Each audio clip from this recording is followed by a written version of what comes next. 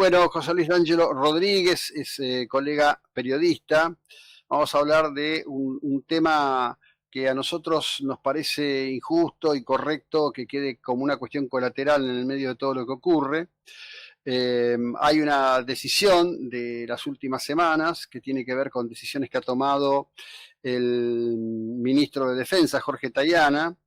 No está de más, en este caso y para esta conversación, citar que Tayana es un ex integrante de Montoneros, que tiene que ver con el impulso que le venía dando José Pepe Romero, soldado en el combate de Manchalá, a llevar adelante un recordatorio a aquel momento y a aquel combate. D'Angelo Rodríguez está en línea. ¿Cómo estás? Buen día, ¿cómo va? ¿Qué tal? Buen día, José Luis. Un gusto saludarte y a la audiencia. Uno propio más a los recuerdos reales y a la defensa real de la República Argentina, ¿no?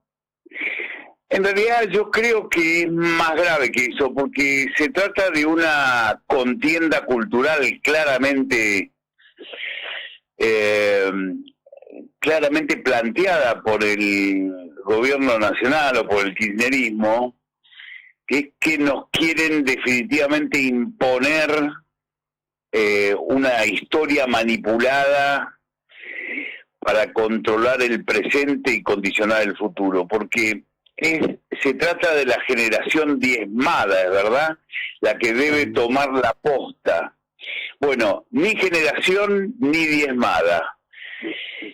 Es una mentira lo de la generación diezmada. Entonces, está claro que el kirchnerismo apuesta a eso. Con el kirchnerismo, siempre lo dijimos, tenemos el pasado por delante. En vez de superar el pasado con mesura, con un montón de atributos que hay que tener para ser clase dirigente y para ser estadistas, estos han hecho absolutamente lo contrario. Han querido instalarnos a los argentinos una versión falaz, manipulada de la historia, y eso produce absolutamente rechazos.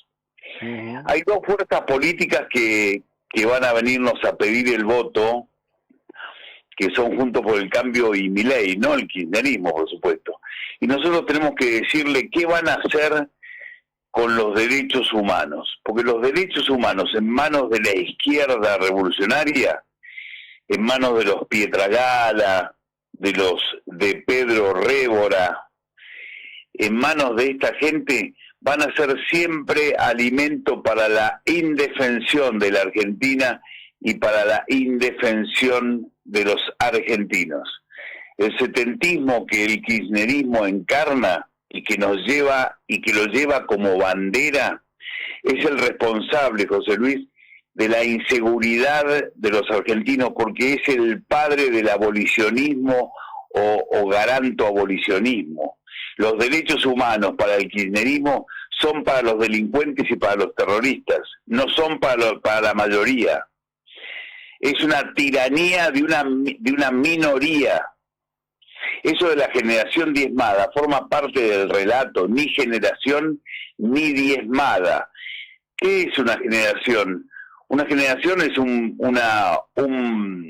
conjunto de gente que vive las mismas peripecias a la misma altura vital de su vida, unos 20 años aproximadamente. O sea que un siglo tiene cinco generaciones.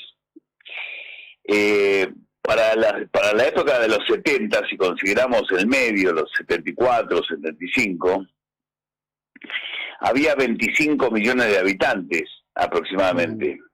Sí. Una generación diezmada, la edad de los que adherían a esa izquierda revolucionaria está vamos a ponerlo entre los 17 y los 29 años y los 30 años, vamos a poner esa edad. Bueno, eso significaba el 22% de la población. El 22% de la población de esa época tenía esa edad, y para decir una generación diezmada tendrían que haber fallecido el 50% de esa generación. O sea, eso significaba 5.500.000 personas. Tendría que haber fallecido 2 millones de personas, como pasó en Camboya con el comunismo, o como pasó en Ruanda en la guerra civil. Pero acá, los que resultaron muertos de las organizaciones terroristas no llegan a 8.000 personas, 8.600 personas. Y los que estuvieron presos, detenidos o exiliados no llegan a 15.000 personas, con lo cual el porcentaje es el 0,12% de la generación. El pueblo argentino rechazó a los setentistas de aquella época, los rechazó. Sin el rechazo del pueblo argentino no hubiera sido posible que el Estado argentino, tanto en democracia como en gobierno de facto, los derrotara militarmente. Sí. A ver, parte de la historia que será necesario pervivir en la exposición de la misma es que el 24 de marzo del 76 la inmensa mayoría de la sociedad argentina respiró con alivio cuando se produjo. Pero no te quepa ninguna duda, pero eso es absolutamente así. Para los que vivimos la época es absolutamente así. Vos sabés que yo estoy trabajando con el documental Argentina 1975, ¿no es cierto? Uh-huh. Argentina 1975, para lo cual estoy estudiando mucho la época, volviendo a repasar y estudiar la época para poder contarla.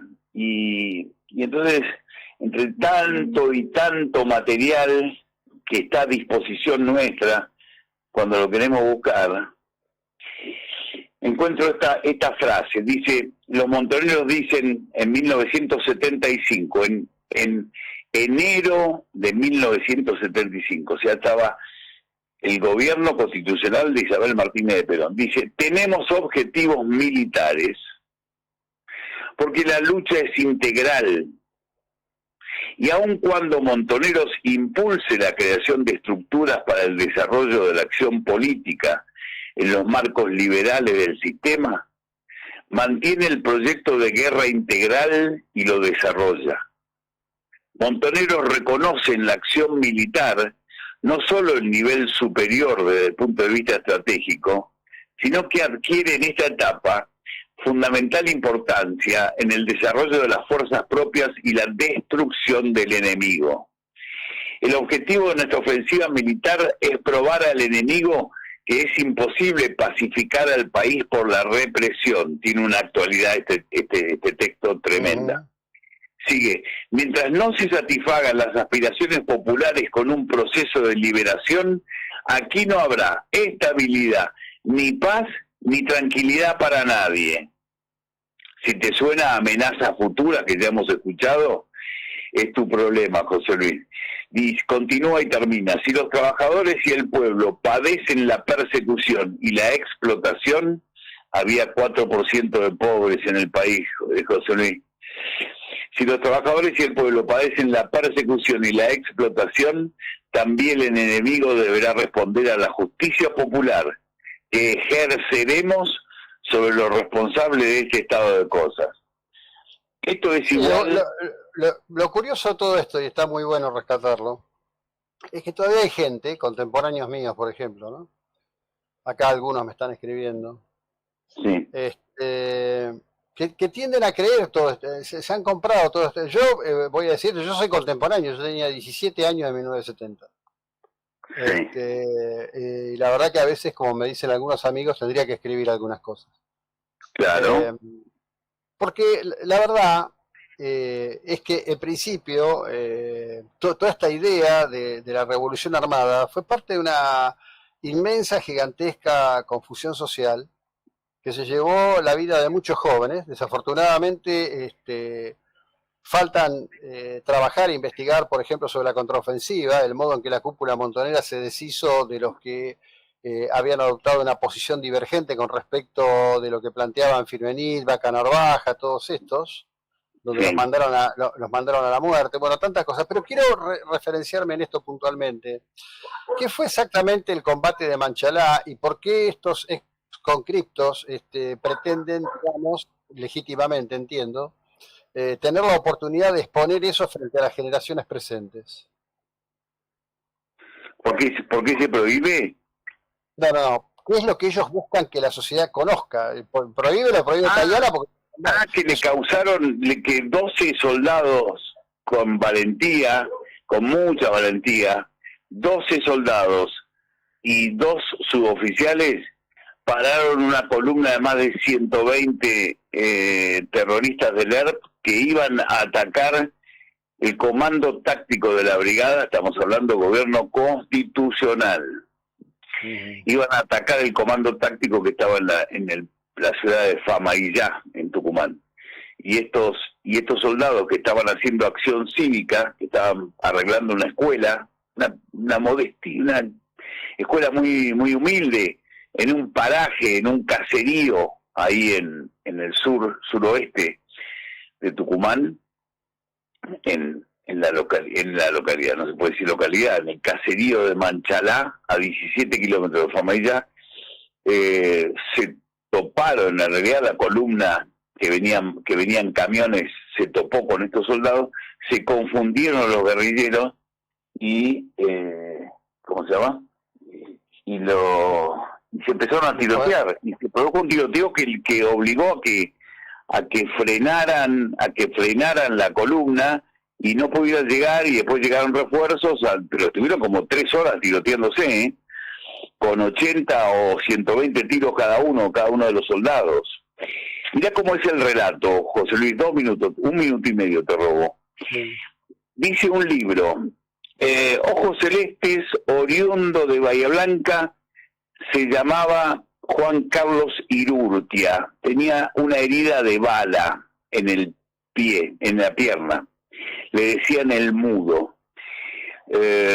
Al día siguiente la herida comenzó a infectarse con saña. Este había sido un herido en el combate de Manchalá, o sea, habían alcanzado a llevárselo herido a Juan Carlos Irurtia. Su capacidad de resistencia impresionó a los que lo acompañaban. Al 4.º día accedieron a una casa de familia donde improvisaron una cura, pero las fístulas empezaban a gangrenar, bla, bla, bla, bla, bla. Finalmente Ricardo falleció entre sus brazos, envuelto en una sábana que le proporcionó. Lo enterraron a la orilla del río Colorado, en una zanja hecha con facas. Gabriel le sacó el anillo a su amigo, esto lo haré llegar a la familia, bla, bla, bla, bla, bla. ¿Quién lo dice esto? Lo dice Mario Santucho, hijo de Mario Roberto Santucho, jefe del ERP. ¿Qué está diciendo? Que en el combate de Manchalá hubo un herido que se llamó Irurtia, que se llamaba Juan Carlos Irurtia, que murió y que lo enterraron clandestinamente. Está claro, ¿no? ¿Es válido el testimonio? Bueno, ¿cómo figura el señor Irurtia en los registros oficiales de la Secretaría de Derechos Humanos? Desaparecido, lo hizo desaparecer el Estado. ¿Se comprende, no? Eso como parte de la mentira permanente, ¿no? Es terrible, la verdad que es terrible. Sí. Entonces el kirchnerismo ya está jugado en esto.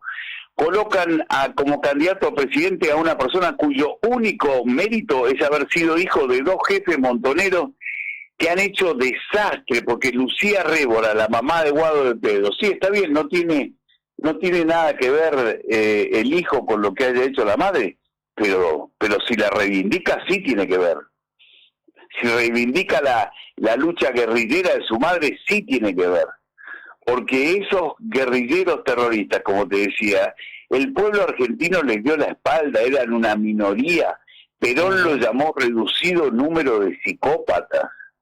Perón los echó del peronismo por infiltrados, traidores y mercenarios al servicio del dinero extranjero. Nos han cambiado la historia, y esto también tiene culpa a la clase dirigente que ahora nos va a pedir el voto. Así que ahora hay que decirle qué vas a hacer con los derechos humanos. ¿Le vas a seguir dando la soga de Lenin? ¿Recordás que Lenin decía, los capitalistas son tan idiotas que nos van a dar la soga, nos van a vender la soga con la que nos vamos a ahorcar? Sí, señor. Bueno, veremos cómo fluye todo eso. Te agradezco enormemente. Gracias por ayudarnos a traer un poco más de conocimiento en estos temas. Gracias, muy amable. Hola. Se cortó. Bueno, llegamos hasta acá con esto. Vamos con el corte, chicos.